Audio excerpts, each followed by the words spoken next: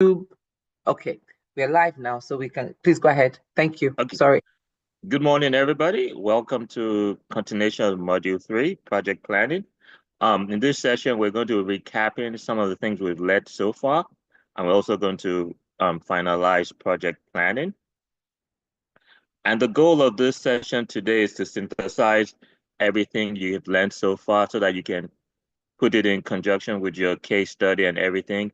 You can start to see the elements of project management and hope you have a great idea of what it is and the benefits. One thing I wanted to do now, just before we go too far, is I don't know if you all seen this cycle about why, how, and what, but I want to spend a couple of minutes to explain to you so that you can put everything in context. So the what is we're trying to build projects.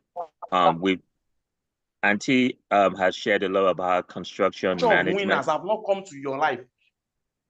Supernatural is part of the identity here. Auntie, can you mute everybody else? Or? I think I have succeeded now. Okay, thank you.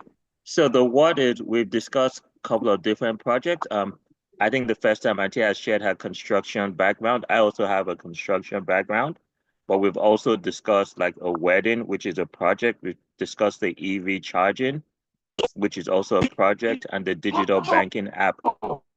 And one of the things is how do you get these projects ideas done is how, which is what the PMBOK, that's the project management body of knowledge. And Auntie and I and Mr. Child were all PMP certified professionals.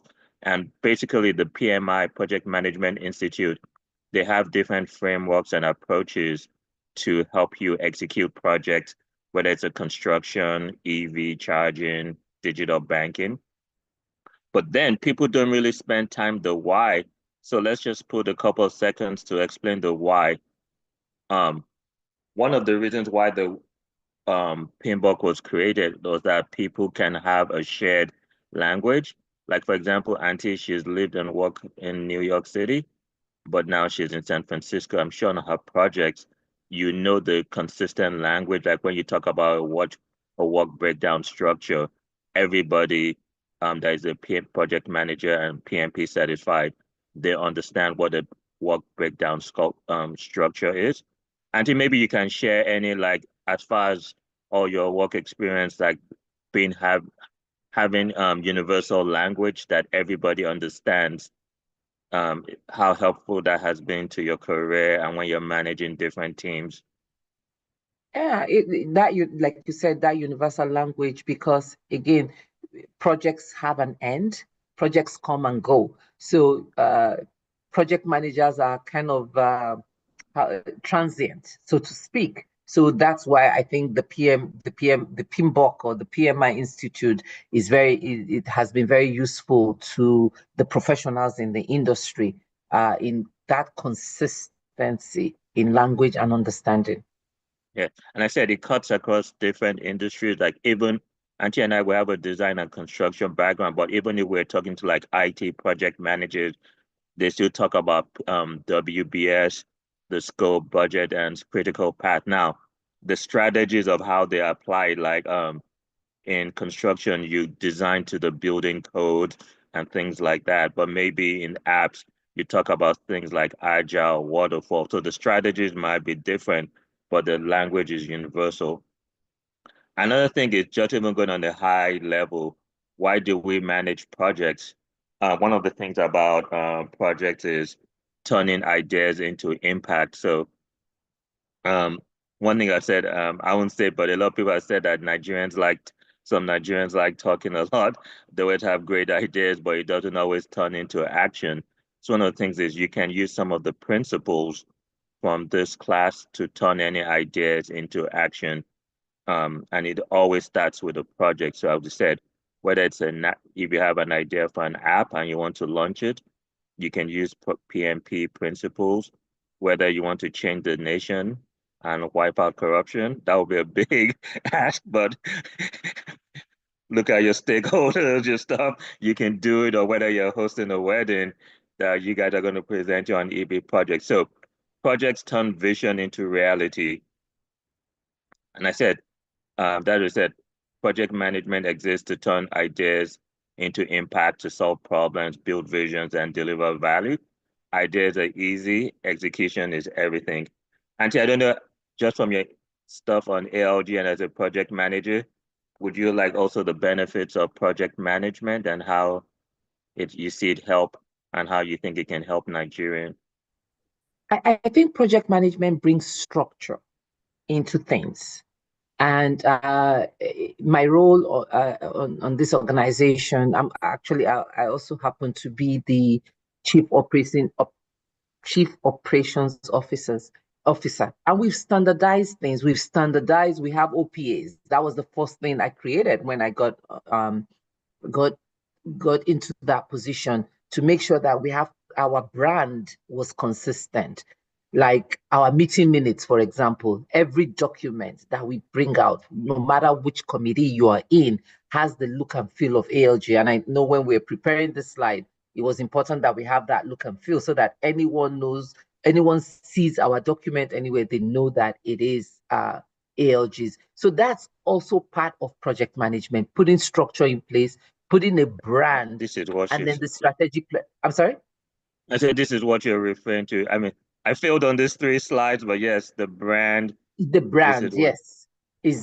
So that's part of our OPAs, right? Because anyone can come in now and know that this is how we do things. Even the execution of this project. Remember, we had like module 1, module 2. We went through how this was going to be delivered. The different modules is part of our process. And then having Bega brought in the workbook, that's also part of this process, the process of executing this class. Yeah, it's a systematic approach and repeatable and scalable. And one thing I said, I know it's a lot, and you guys are going to be shocked. It's like in the PMP, they have 5 phases: initiation, planning. We're still here, like I think it's the 4th week, but these are the 2 most difficult and heavy. The execution, you guys already have some initial experience just from working on your case study. And then there's monitoring and controlling, and there's closure. But after this planning, it's smooth sailing after here, but we're going to go into that the next couple of weeks. But then in addition to managing for this phases, just to keep in mind is you have what they call the knowledge area, which includes scope management, schedule, cost, quality, resource, communication, risk, procurement. I think most for this class, I mean, we can't go to everything, but we focus on scope. I think you guys understand scope, schedule, cost, and then we've talked about risk and communication, but there's some other areas, I said procurement management, quality management, resource management. But again, I created a workbook that gives you some insights that you can access on the drive. And then one other thing is to help you learn. It's like kind of like twofold. So actually put you in the concepts, but also understand how you manage your teams, which is your job as a project manager. We did the case study. You have teams. I hope by now everybody has a team and is working on a case study. If you don't, I mean, it's probably too late, but definitely reach out to Auntie or myself and your fellow team members. We're going to have a submission on April 26th, and I'll send some details. And we want you guys to present your ideas in a team format. Everybody gets involved. And Auntie, maybe, I don't know, you said you're going to invite people, but like, what are your expectations? Like a quality, but what would a quality present? You are a project team, and you're actually going out there and pitching your project to the public. So we invite dignitaries, our president attends, we invite heads of organization. We actually make a big deal out of it. It's a graduation ceremony, and it's a closing ceremony, it's a celebratory ceremony. I can send you guys the slide of our first cohort, which was it was our first one. So the celebration was a little bit different, but the second one was even better. The second one, we used NLS. We used the NLS platform actually for our graduation. So which was more open, it was more global. And this is something that we feel it's part of what we do in nation building, like information sharing. and knowledge transfer. So it's a big deal. It's a big deal to us. And when you present your case, you are putting professionalism. You are a project management professional. And so everything you've learned, you're presenting your project to the world. And you never know who's going to see it. We are in the digital age. Everything lives out there in space. So I expect everyone to present like a project management professional, your team. And then that's why we have those workshops. You can put your presentation together for us to look at it and before the day, and we'll take it from there. And these are some things you can also put on your resume. These are some things you can use on your pitch when you are looking for a job. Okay, thank you very much, Auntie. And so I'll talk more about that, like just how people look at presentations and ideas during these workshops. And then let's get into plan. I guess maybe take one or two questions. Does anybody have a question about the case study, why project management is important? And obviously I'm coming to my guy first, Mr. Raphael. How's your case study going? And do you have any questions? Okay, thank you so much. I think we had a meeting yesterday and we have shared roles because we got to a point where we began talking about vendors playing different roles. And then we decided to break it down. You give us a rundown on venue, give us a rundown on this aspect, give us a rundown on this, so that we can later on assemble the ideas and make it one piece. So I think currently there are no pressing questions, but I'm sure that as they arise, I'll make it known. Okay. And I said, obviously, every student here is precious, but the number one consistent who has attended every class, I believe, Madam Abiola, I just want to check in with you and see whether you understand the why of project management and why project management is important. I know you worked in a bank, but maybe just share your thoughts, one or two thoughts on the why and the how, what do you think about project management?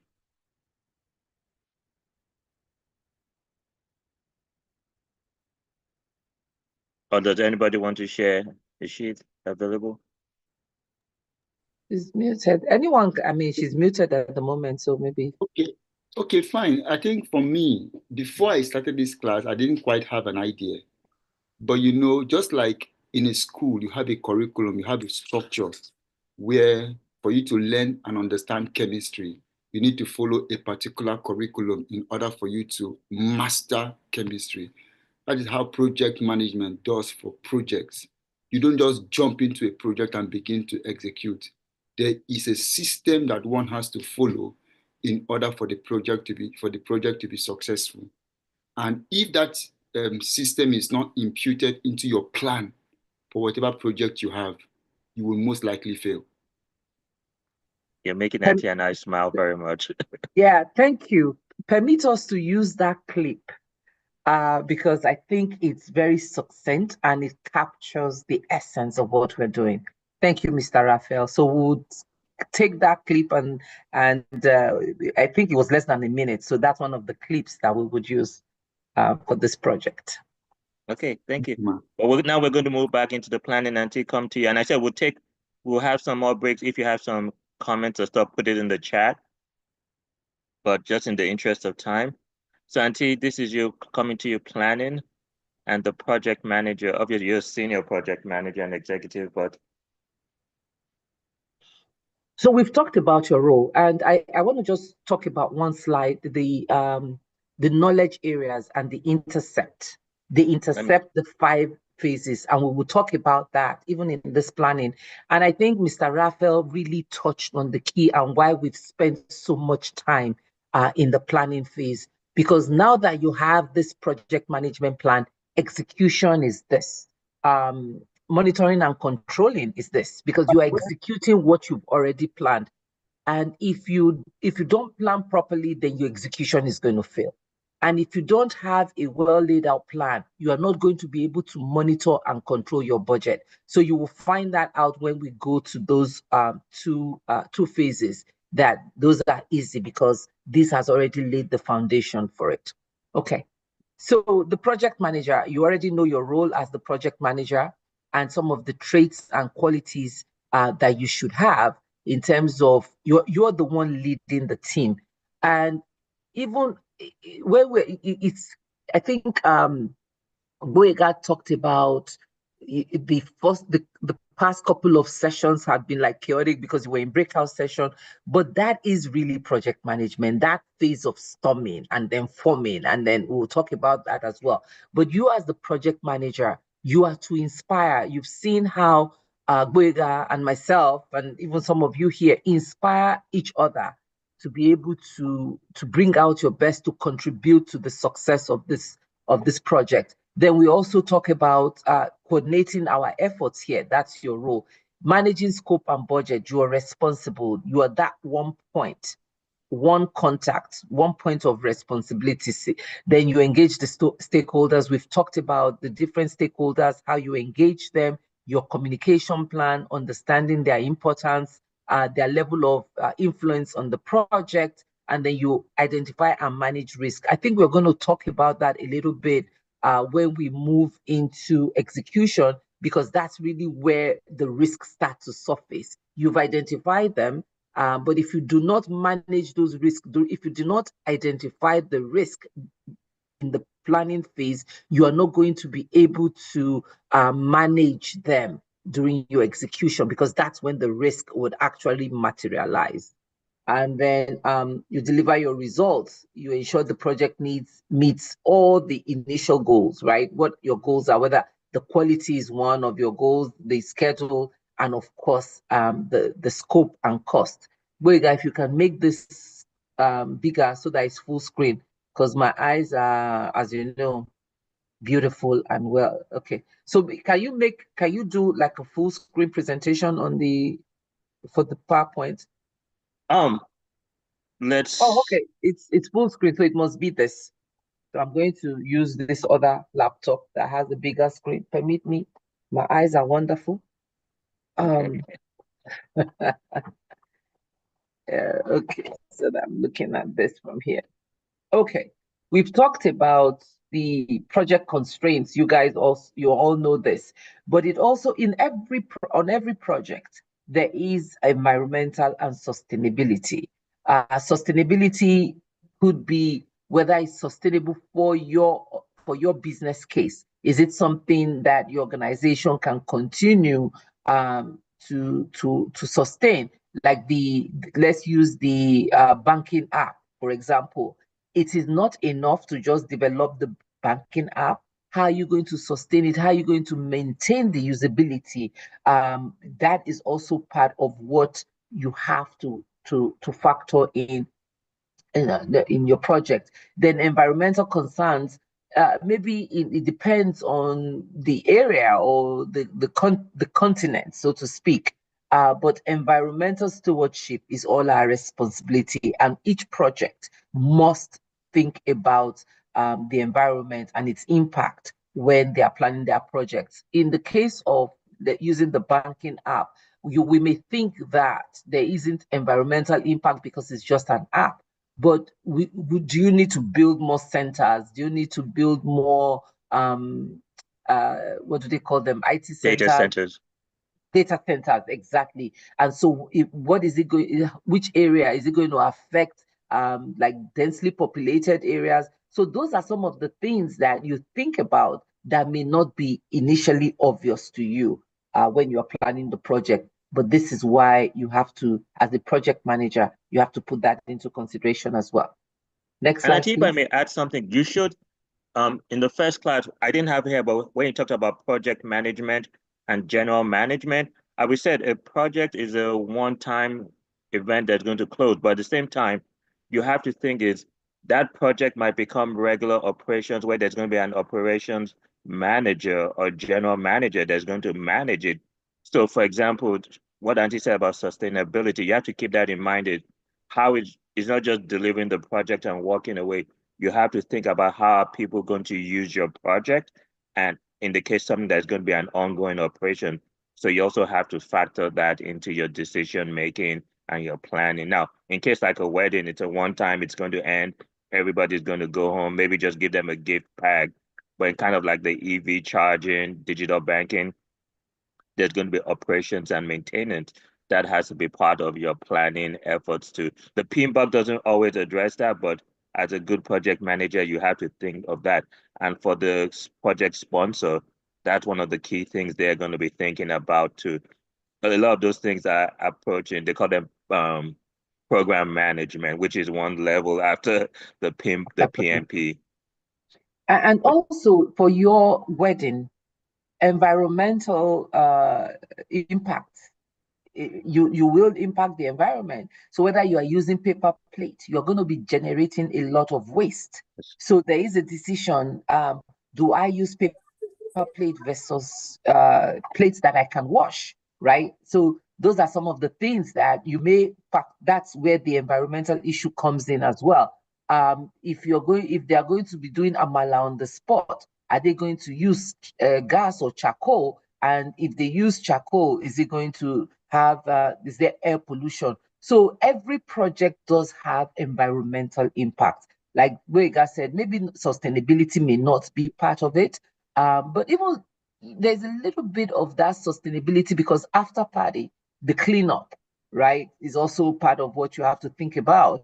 If you haven't planned for the cleanup after the wedding, then that's another issue. So the next slide, please. Okay, so we've talked about this, everyone knows this, and this is going to be on your project management plan, your communication plan, your risk management plan, your scope management plan, your schedule management plan, and your procurement plan. All these are some of the things that will be on your project management plan. But all these, you have to plan for them.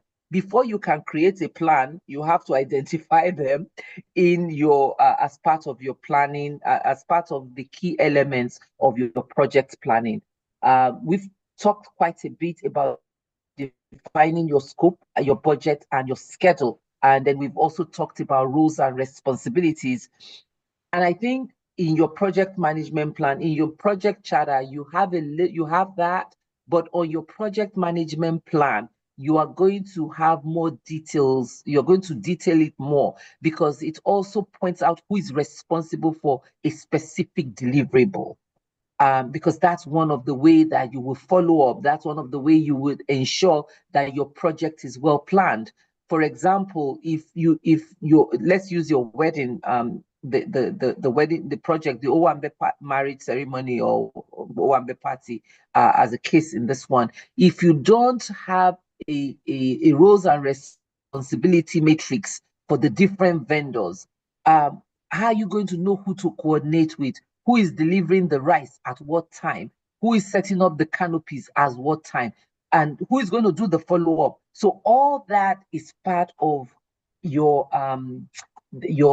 roles and responsibility matrix, whether it's RACI, they call it RACI in some places, and they call it RAM. In RAM is roles and assignment matrix. RACI is roles, accountability, and CI. I can't remember what the other, and information, something to that effect. But I'm sure I'll find that and be able to share that with you. So these are all key elements of your project planning.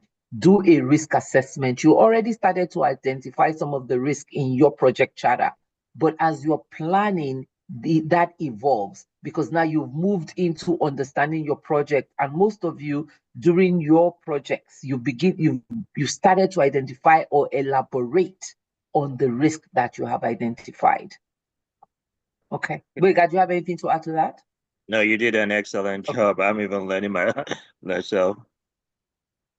Okay, so we've talked about some of your planning activities, the programming, collecting information, collecting project requirements, whether you are gathering it from stakeholders, the users, or even from historical data, because you may not have all the information readily available. So this is where historical data also comes in. This is where looking at other projects of similar scope and timeline can also be part of your information or project requirements gathering. And then you use all this to develop your scope.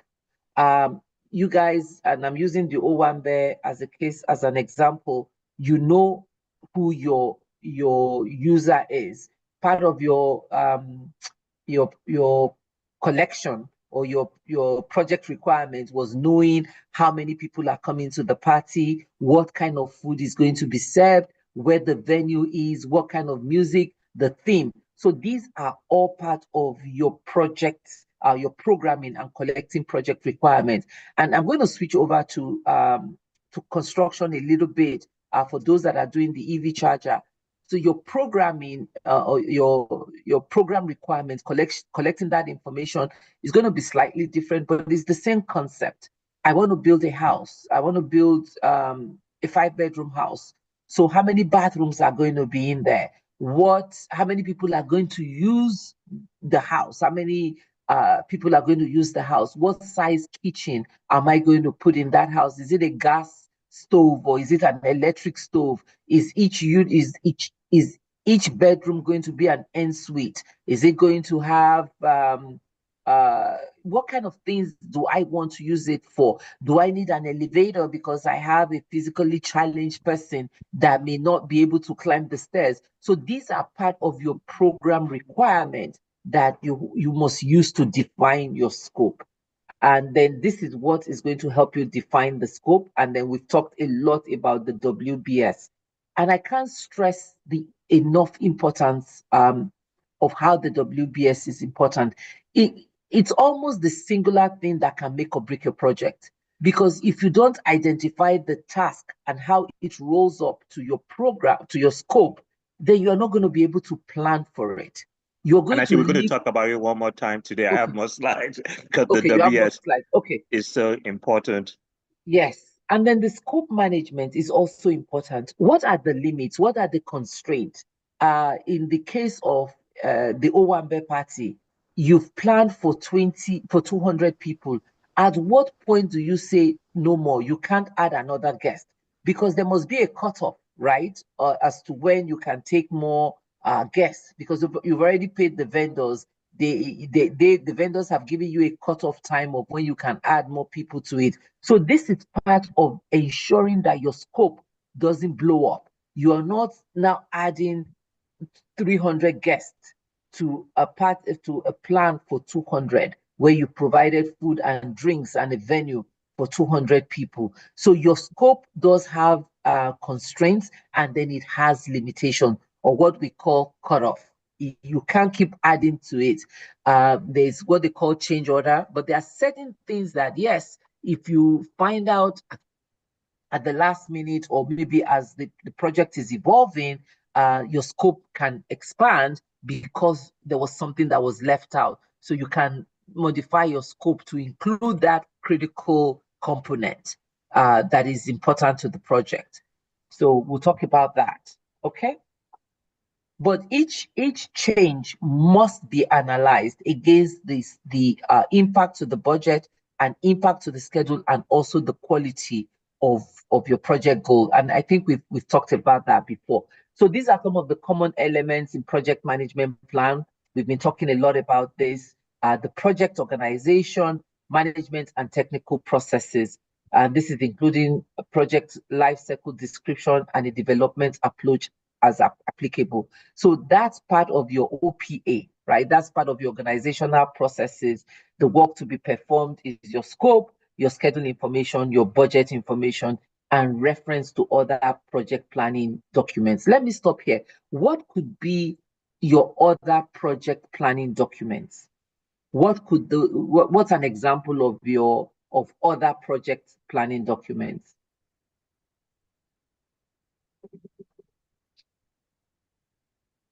What could that be? And maybe somebody should volunteer and answer the question, and other people can put in the chat. I always look at the chat, but if somebody wants to answer the question.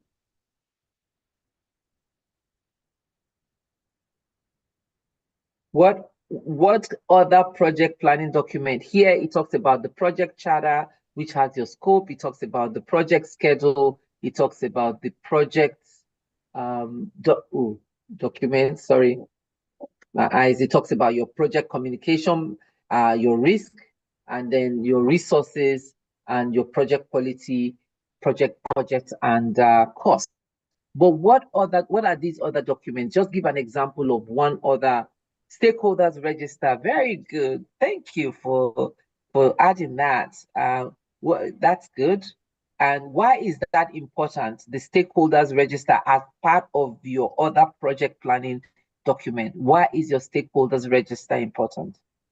It's important because it tells us who is involved with the project, and we're able to see which stakeholder has high importance, or like we learned, high importance, low impact, and we were able to kind of navigate that to bring about the success, the expectation of each stakeholder as well. And it gives us, we can develop strategies to increase their support, to help, you always mention, to help mitigate resistance to success of your project. These are some of the proud moments I have, you know that. Okay. Thank you so much. Afolami, thank you for sharing that. Thank you, Ma. That was on point. Because your stakeholder can make or break your project. So you have to plan properly for them. Another document, issues log. Yay! This is a happy day for me. Tell me, talk about your issues log. Why is it important? WBS, yay! I think we have the project scope statement. And let them teach us now. Go ahead, William. Go ahead. We have the project scope statement. Hello. Yes. Okay. Very good. Thank you. Who? Temi was going to say something. Go ahead, Temi. Issues log. I like yes, that. I said the issues log. The tracks problem that arise during projects and how they are resolved. Thank you very much. Yeah. Yes, we can hear you. Thank you. Yeah. That is there. Thank you. This is very I'm glad you guys really you've caught on to this. So next slide, please. And let's see, I put your favorite quote. If you fail to plan, you plan to fail. There's no two way about it. I want you guys to put that at the back of your minds. Let it be front and center. Always think about it, not just in project management, in life. If you fail to plan, you plan to fail. Even biblically, they said, who takes on a task without first counting its cost, right? Or who goes to war without first counting its cost? That is really what this is about. You can't embark on a journey without first understanding where you are going and how you're going to get there. Okay. But we just want to check in and make sure, I mean, you guys already answered. Does anybody have questions? Maybe take 3 to 5 questions real quick or insights. Yeah, I have a question. Go ahead. Introduce yourself and ask your question. Oh, okay. My name is Anabai Temilua. So like during the common elements in project planning, please can you explain how the project charter and scope influence the rest of the planning elements, especially project risks and budget? Ask that question again. I said, can you explain how the project charter and the scope influence the rest of the project elements, especially project risks and budget? Can you hear me? So yes, your project charter is really the authorization. It's like your contract. And your scope must be included in your project charter because that's what you're signing up to do. Your schedule and your budget must also be included in the project charter because this is the clarity of what the project is about. So you are delivering this project as described in the scope for X amount of dollars in X amount of time. So without that clarity in your project scope, your project charter, nothing, so it's like anything can happen. It's almost like loosey-goosey, but that defines what you are up against. Using the banking app, for example, the scope is very clear. The scope and the goal or the objective of the project is very clear, which is part of the scope, that they are going to deliver this banking app to increase customers' usage or interface, then it's for $5 million and it's going to be within 6 months. So you as the project manager, that is what you are signing on to deliver for the team. That is your responsibility. So that is why the project charter is very important, that it has the clarity of your project scope, your quality, your budget, and your timeline. I hope that answered your question. And maybe I'll add just to make, let's think about this for the wedding case. But let's say now you want to do the stuff for Burna Boy's wedding. Obviously, you need to get authorization, but he probably doesn't want to be bothered day to day, but he'll sign a document and he'll tell you, work with my business manager and stuff. But you can't just start going to his business manager, head of security, and say, we're doing it. They'll go like, hi, who are you? I'm not aware of this project, what wedding, what's going on. But if you come with a document signed by Burna Boy, like, hey, I have authorized so team to plan my wedding, please give them all the assistance you need, then they will take you seriously and they will work with you. So a project charter like gives an organization of people to commit their resources, whether it's time, budget, schedule, and stuff to a project. That's one of the things. So another thing about project management is what we call progressive elaboration. So when you are doing, let's say before Burna Boy signs the charter, he wants to have an overall picture of what it might look like. How much is this going to cost? When is the date? That's part preliminary scope statement. So that's what he's going to sign up now. He doesn't want to know the WBS. I mean, he might depend on the wedding, but typically the sponsor doesn't want to know all those details yet. So you have to, once you get that charter, based on that charter, you go start elaborating on it and fill in the gaps. So that's the importance of the charter and the preliminary scope statement. They feed into everything. And also, Burna Boy approves $10 million. You can't go and plan a $20 million wedding. I have a question. Right? Yeah, go ahead. Okay, so just piggybacking on what Mr. Boye said, the scope being signed, Burna Boy telling his business manager to give us whatever we need. Is his business manager now going to be part of the stakeholders in this situation or no? He is. He's chief Oga. Yeah, he is. He is the chief Oga. So do we still need to, at the initial stage of contacting the client, don't we need to have him in the initial meeting? That way we know that if Burna Boy is not available, we're already going to his business manager to, fill in. Correct? Yes. So that's where the roles and responsibility matrix also comes in, right? Whether there is the accountant that is going to be issuing the check, and then there's a process for how you're going to get the money. So all that is there.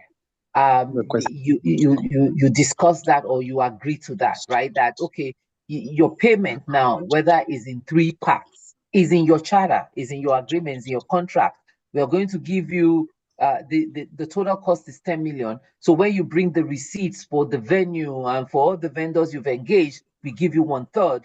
Then after you have paid for the food and the drinks, we give you that. Then 2 weeks before the wedding, we pay the balance so that you can settle all your vendors.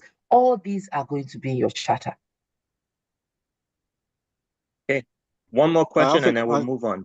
I have a question. Go ahead. In a case where there are changes to project scope, how do you handle those changes to the project scope?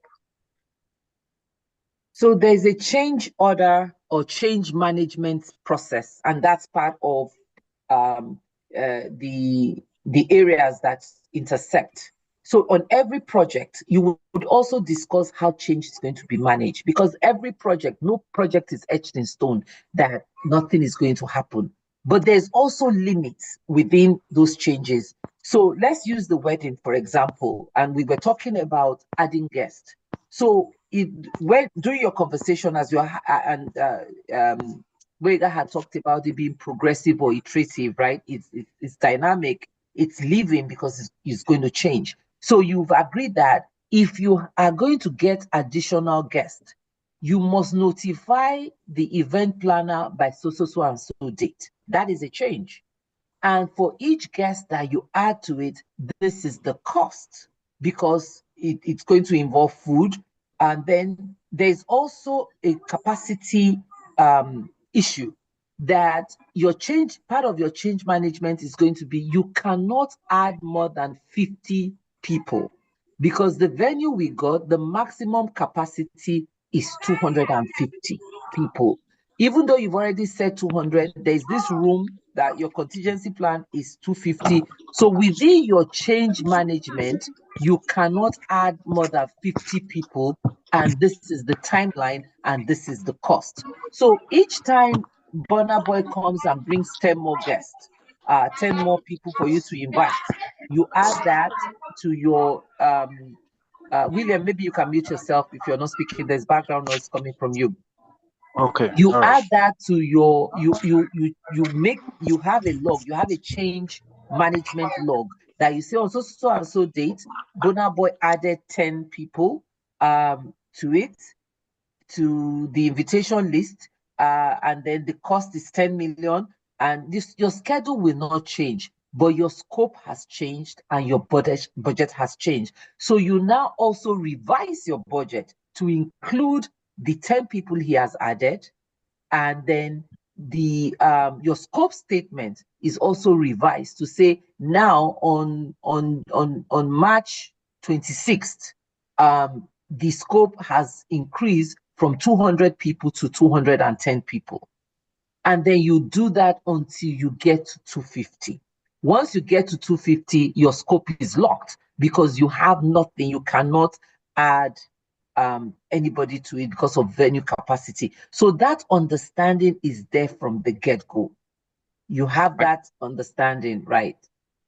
And to use PMBOK terminology, they actually have a whole area dedicated to like project integration management. So the scope, one of the things, like for example, if you change the scope, it might affect the schedule or budget or the quality. So there's actually, you have to make sure everything is coordinated, and there's a knowledge area, which is project integration management, that coordinates everything. So, I mean, on a wedding, it's easy to communicate everything, but imagine if you're doing a high-rise or power plant, it gets really complicated. So let me use a construction. Okay, please, a short question, please. Yes, go ahead. Okay, you're still on. Go ahead. Okay, considering the project documents we mentioned, I think project team directory is one of the documents. Yes. So if it is one of the documents, in this case now, we are talking about Burna Boy and his manager as part of the project. Are they going to be part of the project team directory? And if they are going to be part of the project team directory, is Burna Boy going to be the sponsor? Yeah, we'll assume that he is the sponsor. Then what is his manager? Is his manager the project manager when we also have a project manager on the execution team?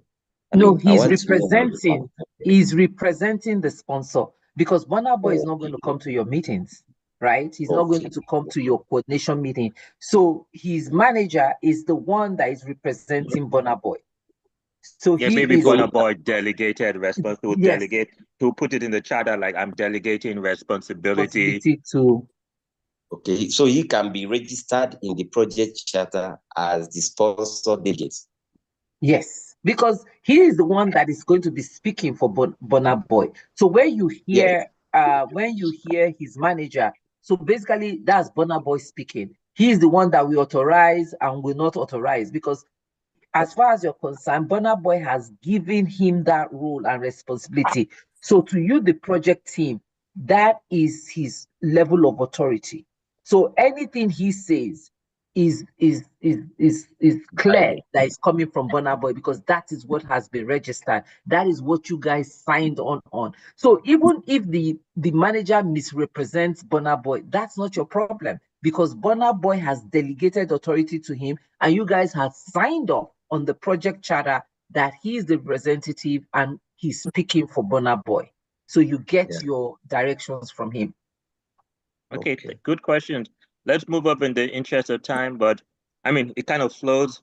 The next section, I mean, we've talked a lot about high level, like scope planning, which is the work to be performed. again, we've used the mobile banking app project. We're doing some people are doing the wedding, and some people are doing the EV. But Auntie will give you a high-level overview of project scope. And that's part of what we've been talking about, this project scope. And I think we also talked, just in my example, I talked about some of the constraints of the project scope, right? That if you have a room for using the wedding, your room can only take 250. You cannot go beyond 250. So that's a constraint. Your budget is also a constraint. Your schedule is also a constraint. If your vendor, if one of your vendors says, oh, I can deliver rice on the 27th, but your wedding is on the 26th, it doesn't make a difference. So that's a constraint. And then what are those project, what are the project boundaries? Identify what deliverables are in or outside the project scope. Like it's the honeymoon part. Like it's the honeymoon part of the scope, or is that a separate add-on or change, things like that? So yes, so that make that very clear. Is the honeymoon part of your project scope? Okay. And then move on to the next slide. Your favorite, the most important one. My WBS. Yes. We've talked a lot about the WBS and why it is important. And I think one of the workshops, you must understand the activity. Without clarity on the activity, you can't break it down into the different tasks that make up that activity. So the activity is your deliverable. Let's using, and I keep using the wedding. So one of your activity is the venue. It is very critical. So it could be, the venue could be one deliverable, securing the venue. Then under that venue or your deliverable one or activity one, there are different tasks that will go on under it. So one task could be whether you have to apply, you have to submit an application for the venue, you have to pay a deposit for the venue, you have to get a signed contract for the venue, you have to get limitations, because each venue will have what your limits are. You have to, do you need a generator for the venue? Do you need microphones? These are all the things that you will put under the venue. Decoration. Decoration can be another activity. It depends on how you break it down, or it depends on the different tasks that make up that activity. So you break each activity down because it's a deliverable. Because if you fail to properly identify that deliverable, you are not going to be able to identify the task that make up that deliverable. Let me use the banking app, the project, as an example. And we've talked about this quite a bit, which is like the licensing requirement, that there's you have to submit an application. Another task could be review. Another task could be follow-up. These are all the things that are going to make sure that you get the license when you want it. If you do not identify all these tasks, you're not going to be able to follow up, to know when to follow up. So if you don't write submit application by a certain date, you're just, it's going to be loose.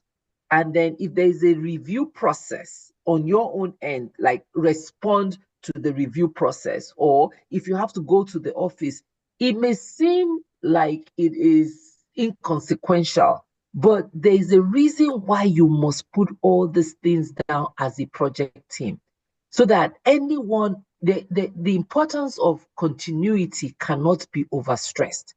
Your project manager can decide, can win the lottery and say, later for you all, I don't want to have anything to do with this project. What happens if all these things are in their head? The project has failed, or you are scrambling around. So this is part of why having this breakdown, anyone should be able to look at the task and be able to follow up with it. I don't know if that has been clear. Gwega, please feel free to add. No, you've done a masterclass. I said this next one, just, I mean, you already talked about it, but just to reiterate the point of what you just shared. So again, yeah, we've talked, and it shows the graphic. I think one of the examples I used is baking a cake. right? That if you don't have all your ingredients, it's systematic. You're not going to put the egg before the flour, or you're not going to whip the, I don't know, there's a system, there's a process. So that's part of it. And then this also helps you plan your resources. Going back to the WBS, the task that you need for submitting the application, do you need a technical person? So if you know what that task is, then you are going to be able to allocate resources to it. If you are not just going to be able to send it by a delivery guy, if they say, oh, part of the requirement of submitting your application is to have a technical review with your project team. So you know the resources that you need to allocate to each task. You know the timeline, and resources doesn't just mean human capacity, it also means time and funds as well. Those are all the resources that would help you, that the WBS will help you plan for. Okay. And one of the other quotes. If you don't know where you're going, any road will take you there. True or false? Maybe put in chat, but time in to check in. If you don't know where you're going. Did you have a? Yeah, we'll take questions, but yes, maybe that's the first question. Is that true or false? If people want to put comments. But we'll take questions now on scope management and WBS. I have a question. Go ahead. So the WBS, outside of the WBS, is there other system in project management we could use to execute a project? Or is it just the same? It has to be the WBS to break it down in terms of, breaking it down to the pieces. So for example, I know in the wedding industry, there's something we call the wedding tracker. It's a smart worksheet where everything that has to be done has to be put on that sheet in order to put everything in accordance, timeline and everything. So everyone is on the same page. So is WBS also something like that? Are there other systems we can use to simplify the project in managing it? It's the same concept. Okay. Because so the WBS is a universal language in project management, and we're talking about universal language in project management. So the wedding planner, if they don't use project management terminology, it could be something else, but the concept is the same. It's seeing your deliverable and the different tasks that make up that deliverable. Correct. Okay, thank you. About 2 more questions. Insights about scope management and WBS. Any questions? If you don't ask, I'll choose. Let's see, Mr. William, a good student, what do you think about scope management and WBS? And do you think it's helpful, or do you just want to skip and get right ahead to doing the work?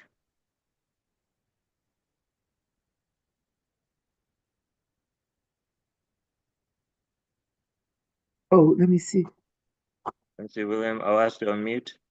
Yeah, he can unmute. Anyone can unmute. And I said we had a lot of ones.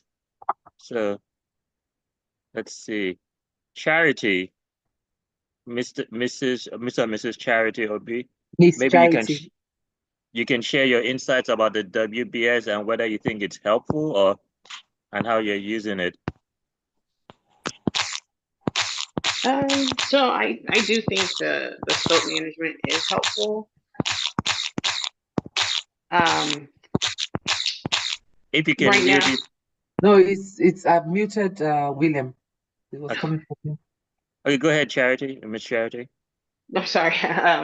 Yes, I do think the scope management is helpful, because if you lose track of that, like the quote was saying, you don't know where you're going. So I think you'll get lost. Okay, thanks.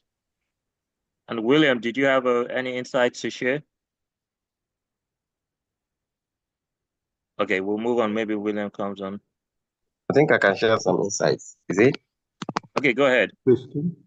I think when you are talking about WBS, you are talking about how the project work plan can be broken down in a kind of structured in a hierarchical order, so that each work or each component of the work has a place that it is placed and a plan of how it is going to be executed, so that it can be tracked or it can be segmented from time to time as the project goes on.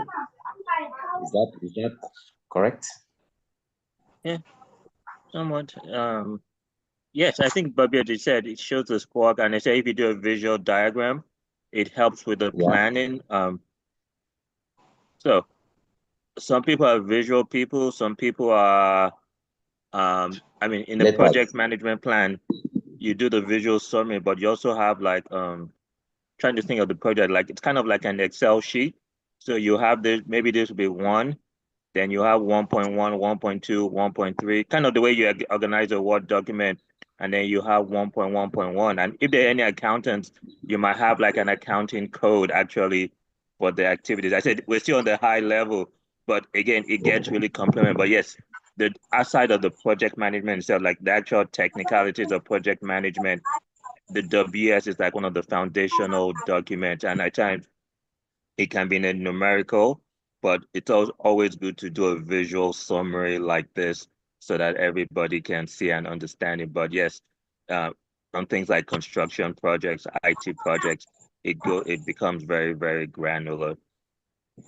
And I think I shared a schedule, and maybe before the end of this class, I can share a detailed schedule that takes the WBS and arranges it in sequence of how each task is going to be executed. Actually, I'm about to talk about the project schedule, so maybe while I'm talking, you can look it up and then you can shoot.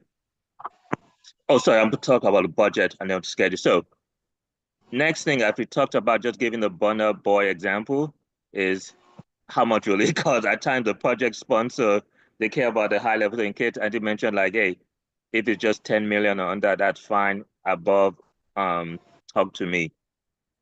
So just going back, when people think of project budget, the sponsor might just think about the dollar amount, but you as the project manager, you have to get a little bit more granular. Going back to the digital banking app, obviously the main thing is the developers and how much time they're going to spend, which is the human capital, man hours, and rate. But then we mentioned in the scope is part of the marketing and getting users to adopt. So you're going to have a marketing budget, which is like a soft cost if you're thinking about income statements. You're going to have the equipment that you have maybe for the bank. It's not just like build the app. Do they have to buy new infrastructure, servers, and things like that? In the case of like the EV charging, it's going to be even more critical. Like there's a lot of people, there's a lot of capital equipment, man hours. You might also need to market the EV stations and let people know. And then, as we said, a key part of project management is risks. So you have to have a budget for contingency. I know, Auntie, in one of the workshops you managed, like how you do a contingency budget. The experience, I think, was the architect, and no, when they wanted you to expand like a retaining wall or something like that. You mentioned. So you always have to have a contingency budget for things. So let's say in case of the digital banking, let's say the servers overload and they can't handle maybe people love your app so much they're downloading it, you have to have a budget like to increase. Or maybe the contingency is people who want to stick to in-person banking. What are you going to do? How are you going to manage that? Maybe you need a budget to do more marketing, or maybe some hackers, cyber security. So you have to have a contingency budget. And the steps for project budget is, we talked about define the scope and objectives, which is what we do. But one thing is everything is based on the WBS. It's a common document. So based on that WBS, you have to identify the resources needed. So for like a wedding, obviously the main one is the venue and the hall, but even the catering, let's say you order from a caterer, which is a subcontract, they're going to bring the food. Do you need to get tables that are strong enough to host the catering? Do you need those lamps to warm the food? Now, obviously, the caterer Mike will bring that. But what are the things you need? And I said, you go beyond personnel. You have to look at the equipment and materials required to complete the project successfully. Then you estimate the costs. Again, you see the WBS comes up based on the WBS, and you break it down to smaller tasks and estimate the cost for each. And this is a bit more advanced, but you set the cost baseline, like, okay, we think is maybe you put it $8 million. That's our baseline. Then maybe you have contingencies, $2 million for the wedding, but you have to even approve it with Burna Boy and get it approved. Now, you have to have in the back of your mind, what are the contingencies? Can it go above 10 million? And do we need to consult Burna Boy? And this is an example budget, like project man. This is like the team you need: project manager, developer, designers. Obviously, you have to estimate how much your own time costs and how much you're charging to the project. These are some equipment and tools that you'll use. And this is a marketing. And one thing I said, if you notice this about a budget, you just don't put a lump sum amount. You also have to put what time period you're going to use the do the spending. So in the case of a wedding, is like, is Burna Boy just going to cut the check after the wedding? Obviously not. People at mentioned you need deposits and things like that. So what's the spending? What does it look like for the project? You have to plan for that. And that's what your WBS also does for you, because it tells you what needs to be, what task needs to be paid for at certain times. And this is a new concept. I'm not going to go into it today, but I just said I should throw it there. I just thought about it this morning, but it's called the spending curve. Is, like I said, how your spending looks. So I'm sure, Auntie, you recognize this immediately, but this is like a construction project. The planning is actually in the planning phase of a construction project. Yes, you're spending money, but compared to the material cost of a construction, you're not spending that much money. Like an EV project, the actual cost of the equipment is probably the most expensive thing. So that's at the end, like towards the middle. So this is spending curve. And I just want to contrast that with, like, for an app development, most of the spending occurs in the initial phase. And then as you launch it, it goes down. So compare and contrast the two. For a wedding, I don't even know how it would actually look. It's like, I've not been married or planned a wedding, but it's probably towards the end of a wedding that you spend probably most of the money. So you just have to think about things like that and sequence how you're going to spend the money. So let's take 2 to 3 questions or 3 to 5 questions on project budgeting. And if there are any accountants in the room, I'd love to hear your insights about budgeting. So we are going to finish the slides today, right, on planning, so that we can go into execution next week. Yeah, next week. Yeah, we only have more the schedule, and then we'll take more questions. And to follow me, I haven't shared the slides yet. It's in the Google Drive, but I'll share it on WhatsApp after the class. Okay. I thought, okay, so you shared it on the on the facilitator's passport. Sorry. Okay. Okay, but let's hear your questions, insights about budget. How are you going to spend the money? You know, that's the most important thing for the project sponsor is the money. So maybe we can take 1 or 2 questions. Yes. Right. Or if not, I'll ask somebody. Let's see. I want to make sure people are engaged. Quilla, maybe, how are you approaching your project budgeting for your case study?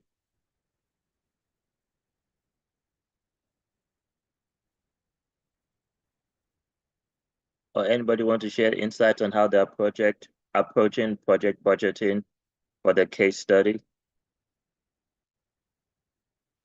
I can share, and I have would like to say something. Okay. Yeah, both of you go one at a time.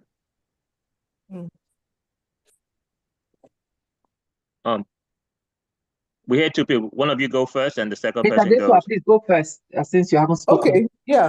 For budgeting, I personally like to spend the big money first. I like to put the bigger amount down first, like the hall, for instance, the caterer. The things, the hall is very important. to secure the hall. Then the caterers, they need to be paid on time. And usually, if you negotiate properly with the caterer, you pay her, give an advance, maybe 80% if possible, or 85%.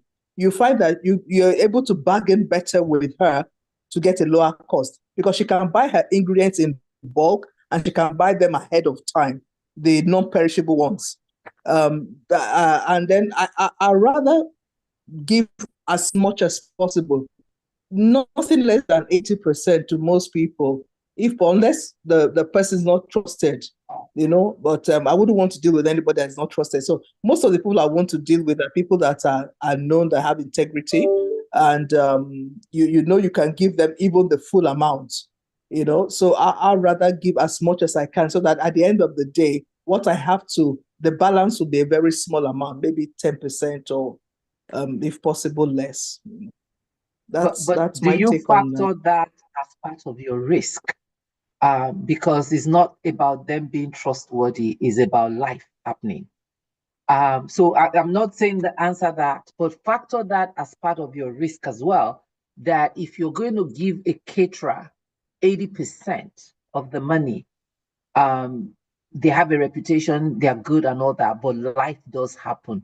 So think about that as part of your risk. Or do you mitigate your risk by having instrumental payment with the caterer over a period of time? And that way is one way for you to minimize your risk. So it could be, if the wedding is in 6 weeks, for 3 months, for example, while you can give them 40% to kind of secure their interest. And then when they have delivered, they've said, okay, we've bought the bags of rice, we've bought the oil and all that. Then in another month, you give them another 30%. You stagger your payment. And then just one way for you to minimize your risk. Not because they are not trustworthy, just because life happens. I just want you guys to think about that in your planning. And I don't know. Thanks, that's a good tip. Yeah, and they call that milestone payments. Any other comments or questions, and then we'll move on to the schedule. I had a question, and also to say how we approach our budgeting in our EV or EMV installation project in my team. I was wondering, because we put each activity or in our project schedule. First, we created the project schedule, and we have each activity that the project will cover or will do. And for each activity in the budget, we created a assigned amount for each activity, but we did not put in our budget a timeline again, because that's already in project schedule. So do we need to, I think your budget is a little bit more detailed, or is more dense with putting in the timeline again, or adding in the time. Is it necessary if you already have in the project schedule the timeline and all of that? Do we have to put it again in the budget? Thank you. No, that's what your budget actually does.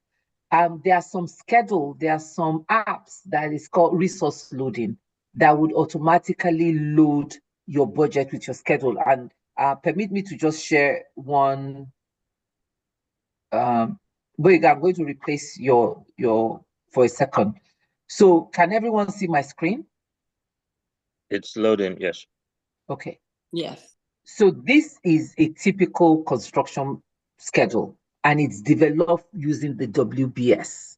So in some, and this is not the soft document, on some schedules, there's actually resource loading. It will say who is on the project and how much each of those tasks would be.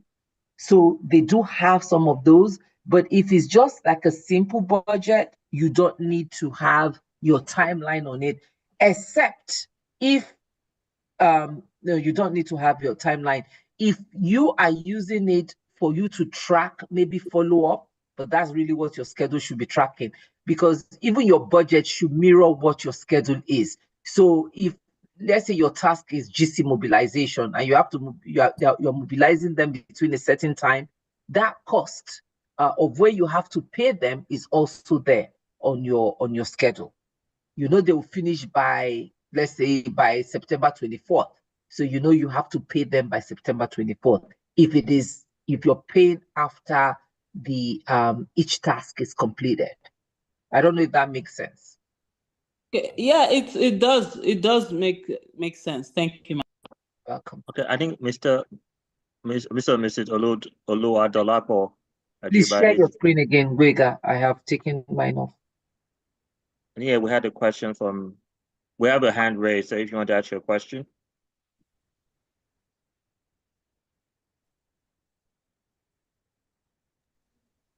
Good evening, sir. Please also. Could you repeat your question? We can't hear you. Okay, I wanted to ask, okay, if you could manage a project very well where the major stakeholder doesn't have sufficient funds, but desires high quality in all areas, but then there is not enough funds available to actually suffice for that particular event. How is it that we relate with that sort of person and to ensure that the resources available are managed effectively? I'll say first and let Auntie has a lot of experience. So one thing is people always think quality means, the fancy or luxury. Quality is delivering like what you agreed to in the scope. And in the beginning, we talked about, you have to, I said in business, you're not running a charity, you're running a business, and you need to explain to the, let me just find it real quick. These are the project constraints, cost, time. So if somebody, like the budget is, so let's say for some reason Burna Boy was, obviously Burna Boy is rich, but let's say he was constrained on a budget and he said, I only have $5,000 to spend. Well, maybe you might suggest it, let's have a home ceremony in your mansion and only invite 5 people. And if he agrees to that, that's how you manage it. But it's the client or the project sponsor has to be reasonable too. They can't ask you to deliver a Ferrari on a Toyota budget. So I wouldn't advise you to do that. But Auntie, I'm sure you've had real world experiences. And that is where you as the project manager comes in, because sometimes we are very excited. We want to take on the project and promise heaven and earth that is not achievable. So your integrity and honesty has to come in based on your experience. If using this wedding as an example, the theme is, I want 200 guests. I want to have it at Oriental Hotel. And you're quick and you already have an idea of how much per head wedding is, 120, just using that, including decorations and all that. So you have a number, you have like a unit cost that you can quickly use to multiply, and everyone should have a unit cost in your business. So automatically your ROM, which is your rough order of magnitude, says it's $110 per person. So if you have 200 people, you are looking at 222,000. I'm just using that as an example.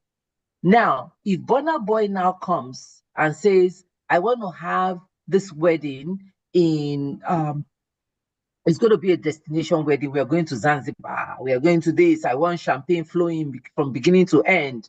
And it's based on that budget. You would also know, like, if we're going to Zanzibar, the cost is different because my own transportation cost is now going to be included in there. I'm also going to bring some vendors. So even if Zanzibar is doing 110 per person, the dynamics have changed. So it's having that honest conversation and redefining the scope. This is where your project charter comes in. So all the addition now redefines the limits of your scope. And you have that conversation that it is achievable what you want, but this is the additional cost.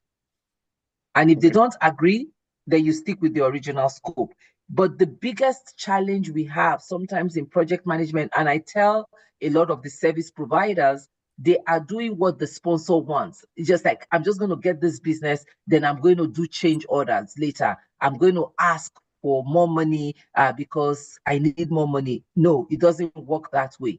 Because if you signed on a contract to deliver a certain scope, you are obligated to delivering that scope within the budget, the schedule, and the quality you signed on. So if you know that you can't deliver within that budget and schedule, you have that responsibility to speak up at the initiation phase during your project charter. I hope that's clear. Yeah, I think we have Mr. Adeswa. You raised up your hand. Do you have a question or insights to Yes, share? ma'am, it is. Thank you so much. It's a question kind of. If I want to lower my risk, budgeting, this is to do with budgeting. Assuming I want to lower my risk, and it's a situation of I need an equipment and maybe something mechanical, maybe for a car. And can I ask maybe the mechanic to bring in the equipment, fit it, make sure it's working, then I'll promise to pay him a little extra. Is it worthwhile doing? I will factor in the extra cost, but it won't be that much. I don't know whether it's a good idea. It's a way of mitigating your risk. You're paying for your risk. You're paying to avoid your risk. That's risk avoidance. And sometimes you can monetize it. So that's risk avoidance, and you're paying for it. So there's nothing wrong. I guess I'm a mechanical engineer. The way I would structure, if you're going to structure an agreement, I mean, obviously no mechanical agreement, but you can do like, I mean, if you think about it, that's why you have warranties on cars, but you could have like an incentive payment for the mechanic that, hey, I mean, it's not just the engine fitting, is your car going to run?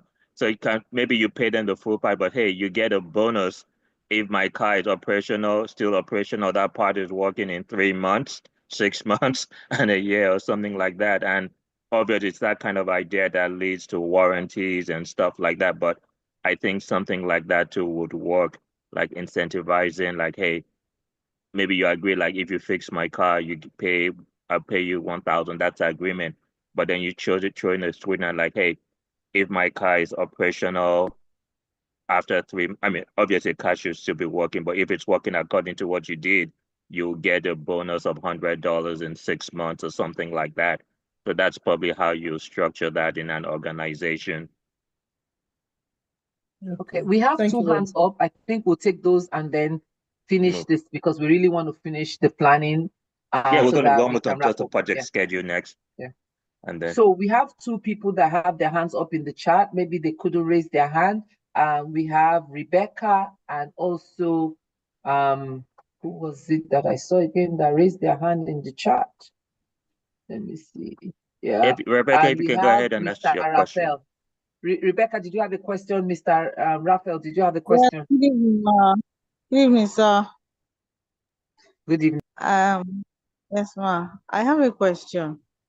Okay, I was just thinking in this line, the work of a project manager, can it be likened to the work of a quantity surveyor? I'll say a quantity surveyor, yes and no. I mean, I'll let Andy, but a quantity surveyor, you have an estimator. No, the project. So the quantity surveyor in Nigeria is really a cost estimator in America. That's what we call the cost estimator. So they do have a role to play, but they cannot be the project manager. They are the cost estimator. They estimate the cost of the project, but no, they don't have that technical expertise per se for project management. Their expertise is in they do the work breakdown structure for them to be able to estimate the cost, but they are not project managers. Okay, thank you, ma. Okay, and Raphael, maybe we'll move on. So the next part of the essential part of project management plan is the project schedule.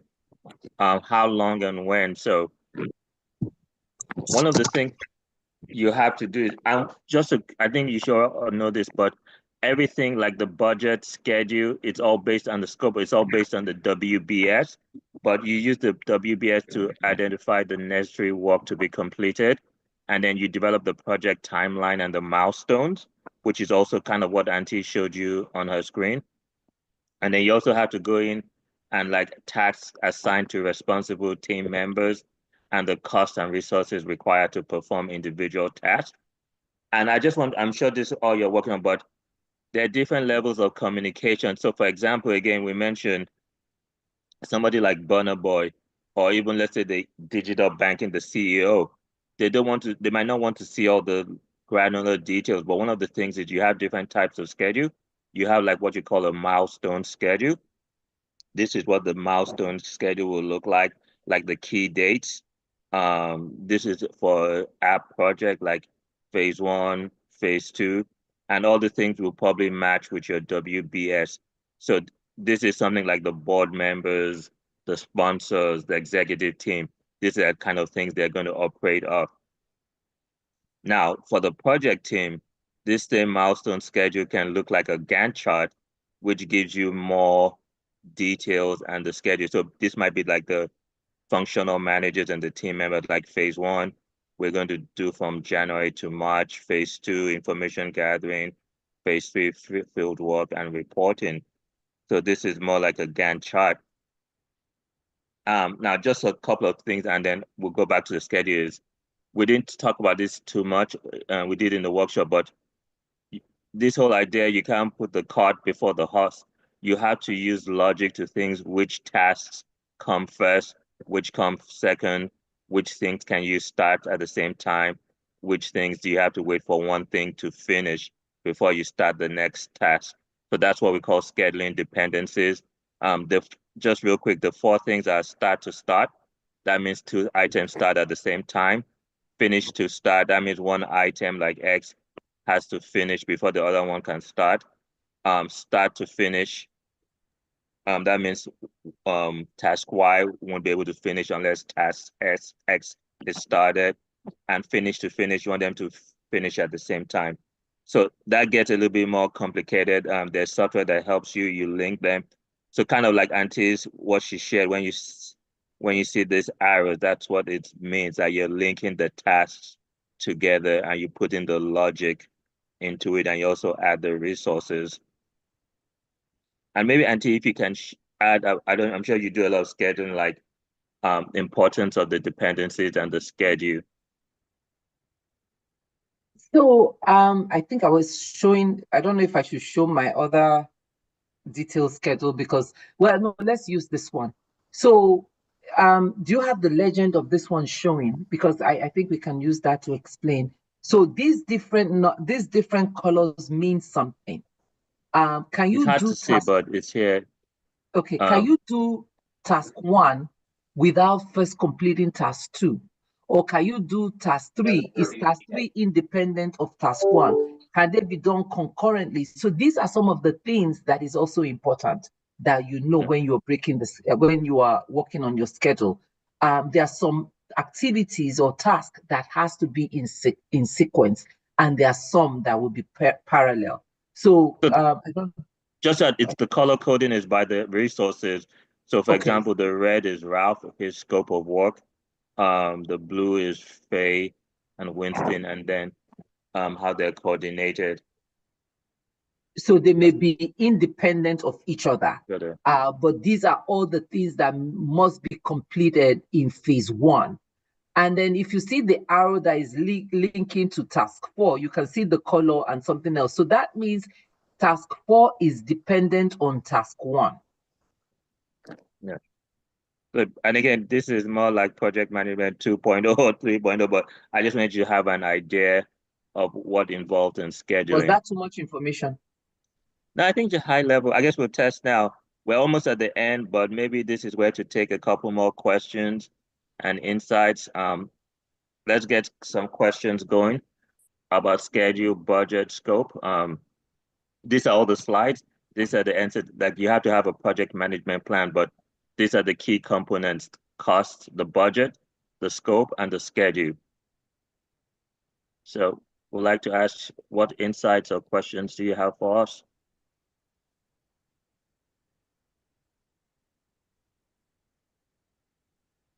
Okay, if none, because we have just about 29 minutes left.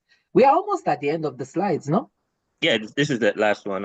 Oh, this is the last slide. So let's talk. Because yes, planning phase. We're going to come to everybody. Yeah. And remember, this is what's you're going to produce your project management plan to manage your project, to execute your project after this. Go ahead. Let's stop the share and have a discussion. And also, do you have that slide on the components of the project management plan? Yes. I think there's a slide. So maybe we can, Mr. Festus has his hand up. We can talk about that so that we can just spend 10 minutes talking about the different components that go in the project management plan so that people. Yeah. Go ahead, sir. Oh, okay. I was looking at your what being put on the screen, the scheduled dependencies. In that area, you have different colors, but you had names of those colors. Is it the name? Is that the task, or what was that? You said Faye and some other names. How does that apply to your schedule? Is that the activity of Faye or what? I think maybe I'm just putting up that slide of project management plan. Maybe you can show your screen, Auntie, and while I look that up. Which one? Give me a second. My schedule? Yes. Okay, let me. I'll pull up. Yeah, I just want to pull up that project management plan. Do I have 5? Okay. So this is the schedule that I shared. Is this the one you're talking about, sir?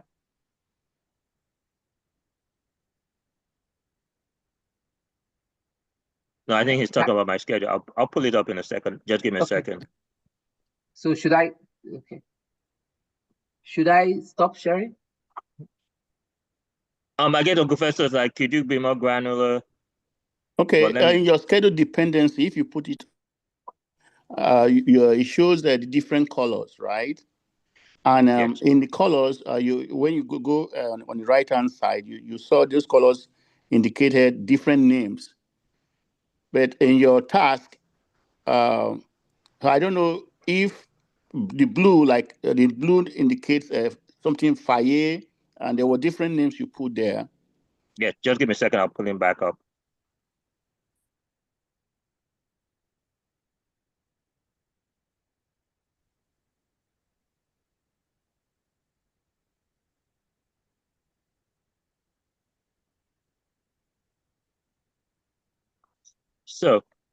So this is just, I didn't create.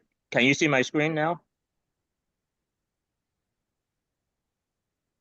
Can everybody see can you see my screen, Auntie?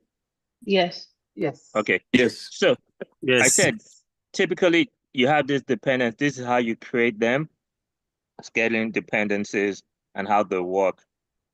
Now, I'm not sure what software program they're using, but what they're saying is this looks like they don't have the full code here, so I don't know the context, but this looks like, you can see this is at the start. So this person has to finish. Yeah, it's very hard to get the logic, but these two activities are linked. And as you can see, this is Ralph and this is Tynan. So this person, Ralph, has a task that he has to complete like from March to April. But at the same time, when he's starting, there's this task. So this task 1, this task 4 has to start at the same time, around the same, the planning from May to July. So we don't have the legend. So this is not the best representation, because when you're doing an actual schedule, whether this is at the end or the beginning, it has meaning. I think Auntie's schedule it's more accurate. So this is probably not the best. You can see like this one is starting at the end here and moving. So it's actually very important to where you put it, but this is just a high level overview of how you link tasks. But so that's my take. I know it's a non-answer, but where you put this arrows technically in project management, it means something. But I don't think they're doing that consistently, because if I just look at it, it's saying like this and this need to start at the same time. But then obviously, if you look at the timeline, they're not starting at the same time. So technically this should be here underneath this. Andy, am I right on that, or does it? I said this is just a summary. This is probably a high level schedule and they did it by hand, but yes, you have to be careful where you put the sequence. Mr. Raphael, I think, has raised his hand. Uncle Festus, did we answer your question? Yeah, I think maybe if Auntie can bring our own activities, what you call it, the chart showing. Yeah, I think Auntie's schedule is probably more accurate. Yeah. Okay. Okay. Let me share. Can you see my schedule? And this Not is yet. actually Okay. this is actually a draft schedule too. So it is suppose is a baseline schedule. As you can see, it's a baseline schedule. So it hasn't even been really decomposed, right? So even under that installed temporary barrier, there may be some other things. It's kind of granular. It also talks about installed temporary fencing and construction signage, set up field office. Are there other activities on that set up field office? It may be further broken down, it may be further decomposed. Set up field office could mean moving furniture, set up IT or IT hookup and things like that. So it can become granular. And the reason these things are important is because it helps you to see. I just talked about this. I hadn't really thought about it before, that when I'm setting up the field operations, what does that entail? Does that entail having a desk in there? Does that entail having a computer in there? Does that entail having a phone system and things like that in there? So it can be further broken down. Under the set of field office, set of field operation, there could be other activities under it. Does that make sense? Yes? Okay. Can I quickly share a project management plan? Let me just on because this is important for us to have an idea of what we are doing with the project management plan. 1 second. Let me share my screen. Open this. It's loading. Okay. And a project management plan can be detailed, but I just want to share this. So this is Santa Clara River drafts. Again, it's drafts here in California. And I'm just going to quickly go through the components. This is an old one. So it talked about the revision to the PMP. Remember now it's draft. So as you are revising it, things will happen, right? You can add to it. It has a date of when you revised it. So if the scope changes, if the schedule changes, you come back to your project management plan and you change it and you revise it and you make a note of when it was revised. If your budget changes, everything you have to put it in there. And then this is the table of content. You have the purpose, the plan, feasibility, project location, all this. Yours may not be as detailed. Now you see 4 roles and responsibility. You see the work breakdown structure, the scope management plan, funding management plan, which could be your budget, schedule management plan, project quality control plan. In their case, they have acquisition management plan. They have risk management plan, change management plan, communications management, here data management, then closeout management. But you would also have procurement management in your case, because you're going to be procuring services for the wedding plan, the wedding Owambe party. What is your procurement plan? Are you going to put out a request for proposal, or do you already have a pool of vendors that you're going to use? So that you would put in your project management plan. That, and then we talk about your risk management plan. What are the risks that you have identified? What is the assessment of the probability of its occurrence? How do you quantify the impact to your budget and to your project and to your schedule? We talked about if you go beyond the number 250, it's a no-go zone, because it's going to impact your venue that you've already paid for, and your risk is you won't get your money back, or you may have lost the money. Then another risk is, are you going to be able to find another venue? So if Burna Boy is insisting that I now want 300 people, I don't care what you do. So you have to identify that risk. the venue we paid for 250 people is non-refundable. So your risk is you're going to lose your deposit. You've already started decorations there. These are all the risks. So this is what you put in your risk management plan. And then your schedule management, we've talked quite a lot about it. And then your scope management plan. What have you decided? What have you changed? Have you changed anything? If the number of guest has increased, then you go back here and you note it here, a revision number, revision date, what was the revision, and the section is scope. So you notify it. This is why it's a living document, and you use this. So it depends. This is an elaborate one, and we do something similar, and each one will talk about the purpose, which is the scope management plan. You make sure that all your constraints are kind of let me just read this one. The purpose of the project management plan is to establish a strategy for management of the study to ensure that the project is executed in a manner that achieves program and project objectives within approved schedule and budget and maximizes effectiveness within the constraints of the limited resources. This is all we've been talking about. So it is very important for you to have this project management plan that shows how you're going to manage your project. Your communications management plan, we talked about your stakeholders. Is it just your stakeholders, both internal and external? There are some that want verbal, whether it is giving them an update, a status report every quarter. What has to be in that status report? You have to put all that in your communications management plan. Who needs to be notified by email? Do I need a read receipt when I send the email? Do I need to send this by FedEx or by courier and have a signature that they have received it? This is all part of your communications management plan.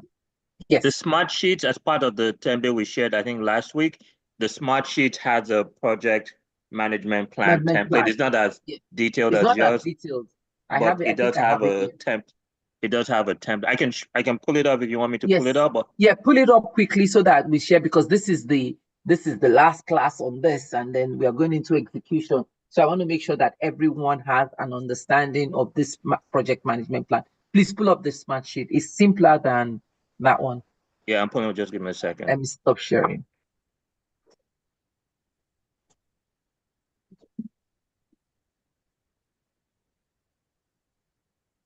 And this item is in the, let me just show. So everything I share with you guys, it's in the project management plan, the Google Drive. So we have some of the workbooks, all the slides are here. We have the knowledge areas, and then you have the appendix, which has the WBS, a sample WBS. We have it both in Excel and Google Sheets, a project management plan. You have a template for a project schedule. And then this is the project management plan template.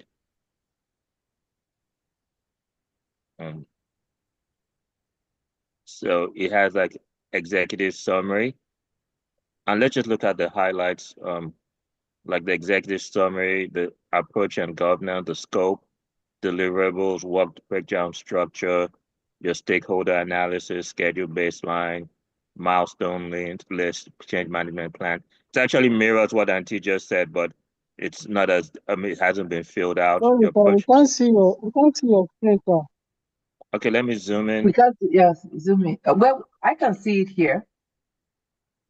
So I think we should post this on the platform so that you can look at it as well. And then it just helps you in your own life or business. You see how it's quite detailed. No, we could see it before. What changed? Okay, just sorry.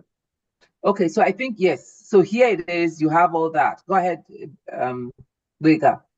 No, yeah. So it's just exactly as Antimia, but it's for you guys to use as a template. And again, you guys are the project managers and boss, so we're not going to tell you how to develop your project we'll give you some guide, but again, a project management plan, the level of details you have for a wedding it's very different from what you will have for the EV charging project.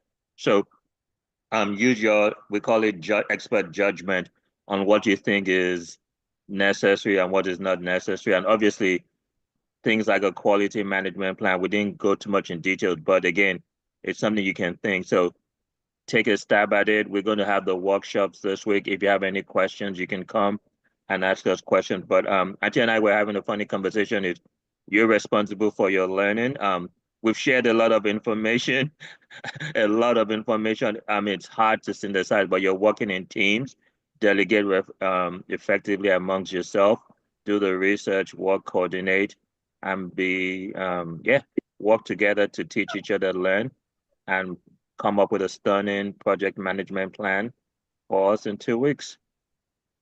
And let me tell you something, if you apply these principles to any area of your life, you would forever remember us and you will be thanking us, because it improves efficiency, it saves money, and it also increases productivity. So you are streamlining processes, and it can be applicable to everything. And it doesn't mean that you're going to have a project management plan for everything you do, but that concept is going to be at the back of your mind. So you're going to approach things with that concept at the back of your mind. Even when you're going to the market, you know that you have a scope. Your scope is to go purchase X amount of eggs. So you're not, and you know the minute if you had 12 dozen eggs on your list and you start buying 24 dozen eggs, you've gone out of scope. It's impacting your budget. And so it's also going to impact the quality of the rest of the things you're going to buy. So you'll be amazed at how these things start to influence your day-to-day living, and how it makes you more structured and more efficient in what you're doing. So just in your spare time, download all these things, look at it. Again, don't make a thesis out of it, but just be informed. And you never know when you're going to use it or when you're going to pass it on to someone that may need it. So that's part of knowledge transfer and information sharing. So we'll post this on the line. Any questions before we, the planning has come to an end. The planning session has come to an end, and next week is execution.